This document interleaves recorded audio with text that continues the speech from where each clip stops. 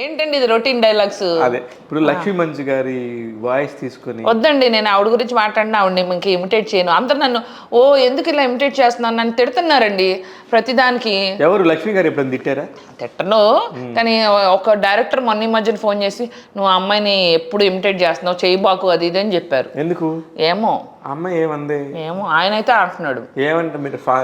ఏమంటారు? నేను ఆయన పేరు చెప్పను. ఆయన పేరు అవసరం లేదు కానీ లక్ష్మీ మంచి గారిది ఒకసారి అని. ఏదోలే సార్ అని అంటే కరోనా వైరస్ కాదు అది, corona virus. And or should be rolling కింద పరి దొలుతా ఉండాలన్నమాట. మీకు ఎలా వస్తుందండి అది? అలానే అలానే అలానే. ఎప్పటి నుంచి ప్రాక్టీస్ చేస్తున్నారు? దేనికి ప్రాక్టీస్? ఈ వాయిస్లు ఇమిటేట్ ప్రాక్టీస్లు ఎందుకు, సహజంగా ఉందిగా బాడీలో ఉంది. నాకు మా డాడీ ఎప్పుడు ఎక్కించుకున్నారు? అంటే నాకేమనిపిస్తుంది అంటే డాడీ అంటే నాకు ఐ ఫీల్ పూర్వజన్మలో నాకు డాడీ మోహన్ బాబు డాడీ అయి ఉంటారు. అందుకోసమై నాకు కూడా కొంచెం కొంచెంగా అనిపిస్తూ ఉంటుంది. నాన్నగారు డాడీ ఎప్పుడు అంటే డాడీ కూడా కొంచెం తేరాగా మాట్లాడుతూ ఉంటారు అనమాట. కోపం వచ్చింది కొడతా ఉంటారు కదా, అట్లా నేను కూడా అంతే అనమాట. ఓకే, మీకైతే ఏం భయం లేదైతే. అందుకు డాడీ కదా, నాన్నగారు అంటే ప్రతి ఒక్కరు భయపడతారు, నేను ఎందుకు భయపడాలి? Oh fantastic. ఇకపోతే ఇప్పటి వరకు ఎన్ని సినిమాలు నటించారు మేడం మీరు? ఒక 20 సినిమాల దాకా చేశాను. కాకపోతే కొన్ని సినిమాలు మీరు గూగుల్లో ఎత్తుక్కున్నా దొరకవు. అంత పెద్ద హిట్ సినిమాలు చేశాను, ఎత్తుక్కున్నా దొరకవు. ఎందుకు అట్లాంటివి చేస్తున్నారు మరి? మీకు తెలీదు. ఇంత చురుకుదనం చాకచక్యం లేదు నాకు.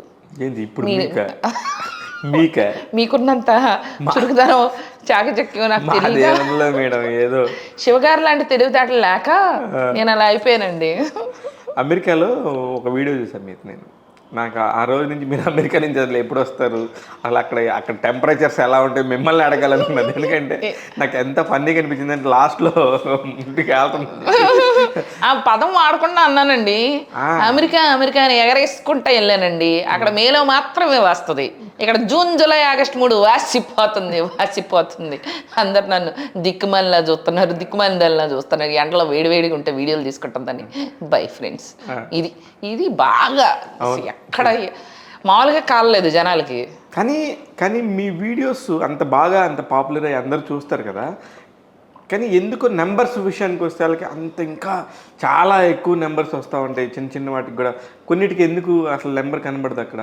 అంటే ఫాలోవర్స్ నా భయంకరమైన ఫ్యాన్సే మెసేజ్ చేస్తారు, అక్క I'm your big fan, wow అసలు ఆల్వేస్ వాచ్ యువర్ వీడియోస్, మా అమ్మకి ఇష్టమైన మొత్తం.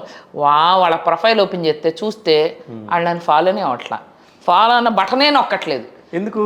ఏందిరా స్వామి నువ్వు ఇంత ఫ్యాన్ అన్నావు కదా అంటే, అక్క ఫాలో బటన్ నొక్కక్కర్లేదు అక్క, నీ వీడియోలు ఆల్రెడీ వస్తూనే ఉంటాయి, నేను నా ఫ్యామిలీ మెంబర్స్ని ఫాలో అవుతాను అక్క, నా ఫ్యాన్స్ కూడా ఫాలో అవ్వట్లేదు నన్ను.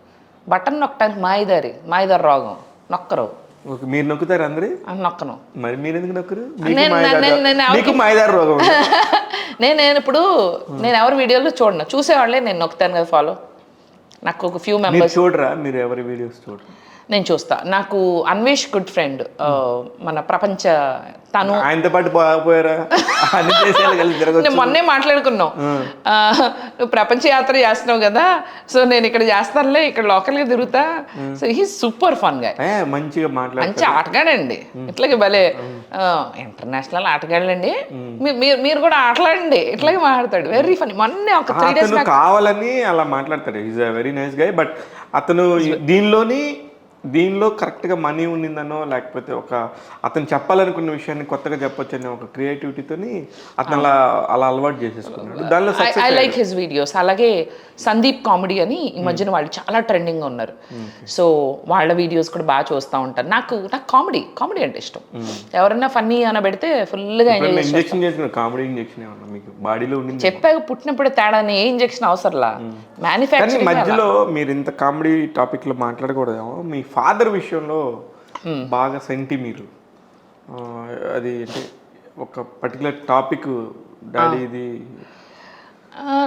ఐ ఆల్వేస్ ఫీల్ అండి, లైఫ్ అండ్ డెత్కి మన టైం మనకు వస్తుంది కదా, నేను అనుకున్న ఆ టైంకి వెళ్ళిపోవాల్సిందే ఎవరైనా సరే, you have to. So I feel his time has come. హ్యాపీగా బతికారు, మంచిగా వెళ్ళిపోయారు, ఎక్కువ బాధలు పడి ఎక్కువ కష్టాలు పడి చేసుకోలేకుండా అలా కన్నా he happily went away. So it's okay, his time he's come, he's gone. My time comes I'll go. Yes, I love him, but I've gotten used to. We never expected కోవిడ్లో అలా ఇలాంటి ఒక వస్తుందని కూడా ఎవరో అనుకోం కదా. అవును. But came, so it's okay. ఆ టైంలో మీరు వెళ్ళుకున్న పెయిన్ ఉంది కదా, అది నాకు వేరే చెప్పారు పాపం అమ్మాయి అన్నప్పుడు నేను కూడా అరే పాపం అంటే రెగ్యులర్ మామూలుగా ఉండే వాళ్ళకి జరిగితే అవునా పాపం అనుకుంటారు. నవ్వుతా ఉండి అందరిని నవ్వించాలి, చుట్టుపక్కల ఉన్న వాళ్ళు అందరూ మనోళ్ళే, హ్యాపీగా ఉంచుదాం అనుకునే మైండ్ సెట్ ఉన్న వాళ్ళకి అలాంటి ప్రమాదం జరిగినప్పుడు